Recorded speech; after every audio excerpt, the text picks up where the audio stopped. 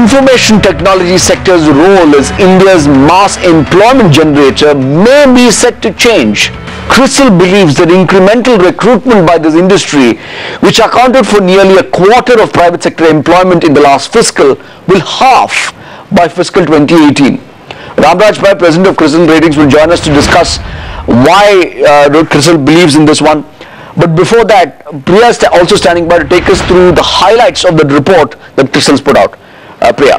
Well, absolutely. In fact, the IT industry, which has about 3.1 million people and 24% of the private sector employment, may as well put brakes to hiring. Now, in fact, a CRISIL report shows that net recruitment in the IT sector will reduce by 50% by 2018. Now, why the CRISIL says is this because vendors will run tight ships, and in fact, in a bid to optimize costs, they will look at reducing the employee cost, because that's a major chunk of what IT costs may add up for.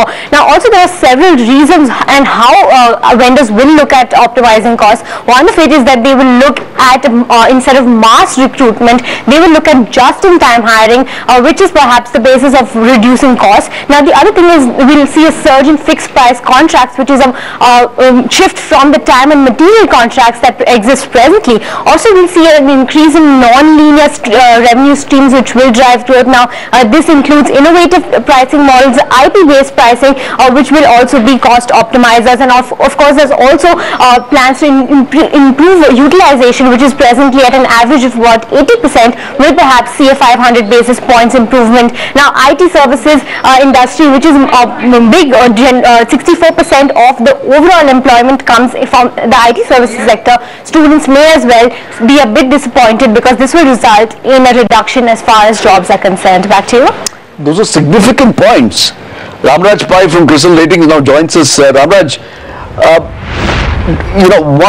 one headline that caught my eye was you're saying that the net recruitment in IT services may actually decline by 50% in the next 4 years.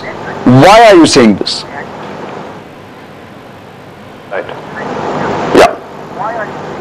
I think what we are saying is that the recruitment, the pace of growth of recruitment will decline. So there will not be an absolute decline in the stock of people employed by the sector. Sure. But we are saying that by and large, if you look in the past, the growth rate of people being hired and the growth rate of the sector have pretty much mirrored each other.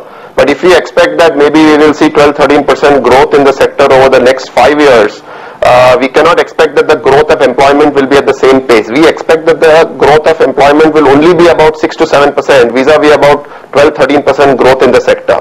So clearly, what it means is that the sector will employ a far lesser proportion of the engineering and other technical graduates that are going to pass out of our colleges. Just to add a qualitative perspective to what you're saying, Ramraj, so what's changing? Is it because IT companies do not require the large numbers that were hired by volume, or is it because the profile of jobs per se are changing?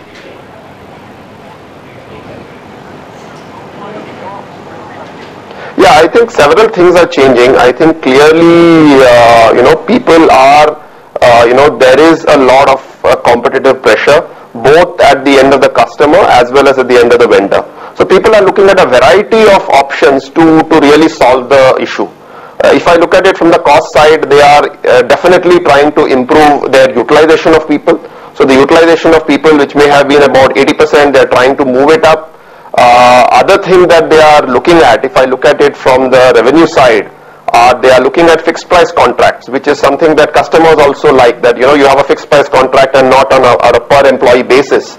That is again something that is changing, and the moment you have a fixed price contract, you are really going to try and drive productivity far higher and far more harder than when you may have had it on a per employee basis. And I think last point is really that the revenue models are also changing, and as I said, instead of a per employee kind of basis, the moment you move to a revenue model which is, say, linked to the customer's revenues or linked to something else, let's say linked to a per transaction pay-per-view kind of thing, you're going to have a situation where managing costs is going to become far more crucial. Sure. And we believe that these 2-3 reasons is what is going to lead to a delinking of hiring from the growth rate of the sector. Sure. But let me just throw one sort of number at you, or at least fact at you, that at least as of now, as of 2014, the hiring plans of IT sector, at least the IT majors, seem to be on track. I mean, TCS talks about 55,000 people for the next financial year. None of these guys are cutting back on the bread and butter hiring. How does that sit with what you're saying? Right. Yeah, I think, see, we are seeing the early signs of this trend, which is why this story becomes all the more relevant. And also, I think we will have to look at these hiring plans in the context of what they used to hire in the past. That is also something which is important to look at. So, if you look at it on an average, I think the top 3-4, I would say, from a situation where they used to hire maybe about a lakh to 1,50,000, our expectation is this number could fall somewhere to about maybe about 65 to 70,000 people for the next 3 to 4 years. So I think these are the initial trends that we are seeing, and we expect that this will accentuate as you go into the future. Ramraj Pai, pleasure talking to you. Many thanks indeed for joining us with your views. Also, if you look at it, I think if you look at employee costs as a percent.